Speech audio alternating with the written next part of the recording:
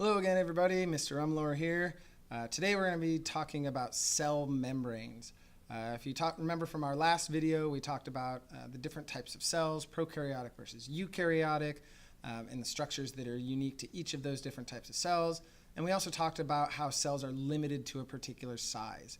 The main reason for that limit is due to the constraints of the cell membranes that allow materials to pass in and out of those cells.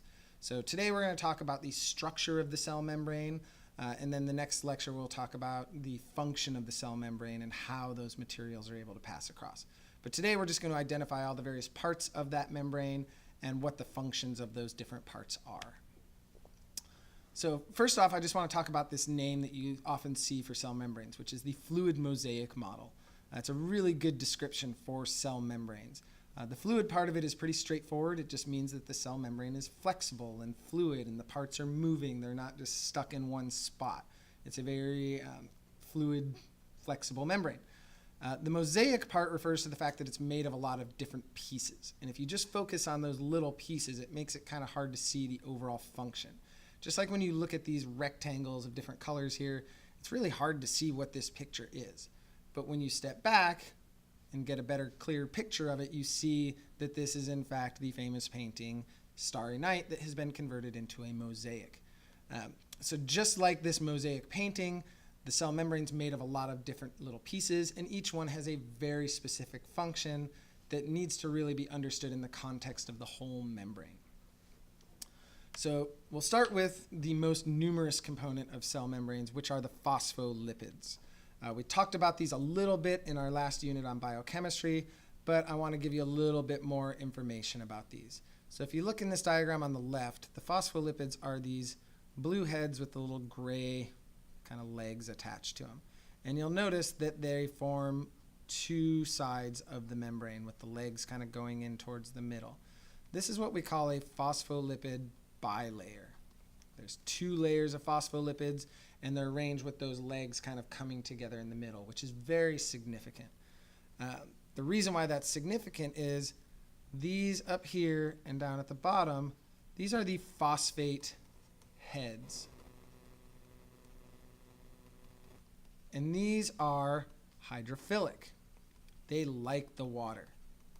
Hydrophilic means water-loving. In contrast, these tails are the fatty acid or lipid tails.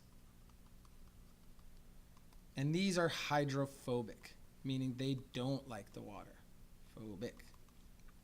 It means they're water-fearing. That's literally what hydrophobic means. And essentially what that does is it creates an area on the outside of the cell and the inside of cell, which mixes really well with water. And you get an area in the middle that doesn't mix well with water. And it just creates a thin layer of oil that separates the water outside of the cell from the water inside of the cell. And that's really important to allow cells to maintain their functions. And there's even membranes within the outer membrane of the cell that allows it to compartmentalize and have varying environmental conditions in different parts of the cell. All right, the next part of the cell membrane are membrane proteins, and these are really important for cell-to-cell recognition, signaling, and movement of materials across the membrane. And they fall into three main groups. The first group is what we call peripheral proteins. So these are proteins that are found either on one side of the membrane or the other. So as you can imagine, these peripheral proteins, they're going to be hydrophilic, because they live on either the outer surface or the inner surface of the cell membrane. In this animation, you saw that protein drop from the top down to the bottom. That was just to illustrate that they can be either on the outside or the inside, but they would never do that in real life. They wouldn't go from the outside to the inside because they'd have to cross this hydrophobic barrier, which these hydrophilic proteins are not able to do. Not only are they chemically unable to, but they're too big to physically squeeze between. The next type of protein is what we call integral proteins. So these are going to have a region up here that's hydrophilic, but then this region down here is going to be hydrophobic. And those different regions are what we call domains. So this protein has a hydrophilic domain and a hydrophobic domain. The peripheral and the integral proteins are involved mainly in cell-to-cell recognition, allowing cells to adhere together, and they can also be used for sending and receiving signals between cells. And the last type of protein that we're going to talk about are transmembrane proteins. So these are going to have your hydrophilic domains in the middle, and then they're also going to have hydrophobic domains on either side. And so all transmembrane proteins are integral, but not all integral proteins are transmembrane. And transmembrane proteins are mainly involved in transporting materials across. Again, in the next lecture, we'll talk about how they do that, but they act as gates and channels and little molecular pumps, and they just give the cell a mechanism to move things across that membrane that otherwise wouldn't do so easily. All right, the next component of cell membranes that I want to talk about are carbohydrates. And these are the ID cards, if you will, of the cell. These are what allow our immune system to recognize whether or not this cell belongs in your body. And so most of you are aware that we have various blood types. Humans have type A, type B, type AB, and type O. That refers to the carbohydrates that are branching off the surface of the cell. And so there's two main groups of these, depending on whether those carbohydrates come off of proteins or off of the phospholipids. The ones that are attached to proteins are called glycoproteins, and the ones attached to phospholipids are called glycolipids. And so again, we'll talk more about that when we get to the portion of this unit on cell communication. But for right now, just understand that carbohydrates on the surface of a cell are there for recognition and making sure that our bodies are able to recognize what cells belong and what cells don't belong. All right, the next really important component of cell membranes is cholesterol. A lot of people have this idea in their head that cholesterol is bad, and having too much of it is a bad thing, but it is necessary for our cells to function. And so you may remember this from our biochemistry unit, but this is what the molecule of cholesterol looks like. So it is a hydrophobic molecule. It's got all of this is a big hydrocarbon chain, but then you'll notice at the very end is a hydroxyl group that makes it hydrophilic. So this end with the hydroxyl group is able to anchor itself in the phosphate head, and then the rest of that cholesterol molecule is embedded in the nonpolar inner part of the membrane. And this is going to act as kind of like a, for lack of a better term, a fluidity buffer. So it's going to prevent the cell from becoming too rigid, but at the same time, it's also going to prevent the cell from becoming too fluid. If the cell was too rigid, that cell membrane could fracture and the cell would die. If the cell membrane was too fluid, the phosphate heads and the phospholipids might get too far apart, and it might allow for materials to leak through the membrane that otherwise you don't want passing through.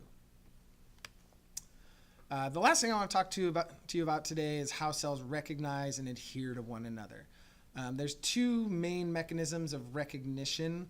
The first one is what we call homotypic. And this is mainly found in tissues where you've got a lot of the same type of cells attaching to each other. And so homotypic just refers to similar cells binding together, as opposed to heterotypic, which is when you have different cell types adhering to each other. And so we're going to talk about how they can adhere to each other, but I just want you to be familiar with the two different types of cell recognition that there are. All right, the last thing I want to talk about for cell structure is how cells can stick and adhere to each other. And so there's basically three types of junctions that you need to be familiar with. The first one, these are what we call, The first type of junction is what we call a tight junction. And so that's what these little purple lines here are showing. It's basically where you're stitching together adjacent cell membranes. So here's the plasma membrane of one cell, and here's the plasma membrane of another. These are stitching them together. And this basically creates a waterproof barrier. So it's going to keep materials that might slip between those cells it's going to stop them from doing that. And so these are found mainly in like your intestines or other epithelial cells, where if we have, here's one cell in your intestine, and these are all little cilia that are used to absorb nutrients, and you have the next cell next to it. And so we want all of our nutrients to go into the cell. What we don't want them to do is squeeze through and leak into our gut, because then we're not absorbing the nutrients and we're potentially getting bacteria and things like that in our gut. So tight junctions are going to fuse these cell membranes together, and it's going to prevent materials from leaking between them.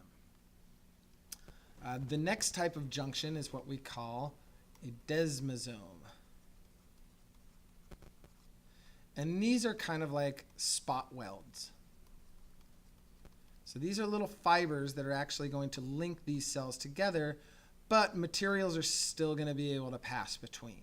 So it's going to help cells adhere together, but they're not really going to prevent materials from passing in between them like the tight junctions do.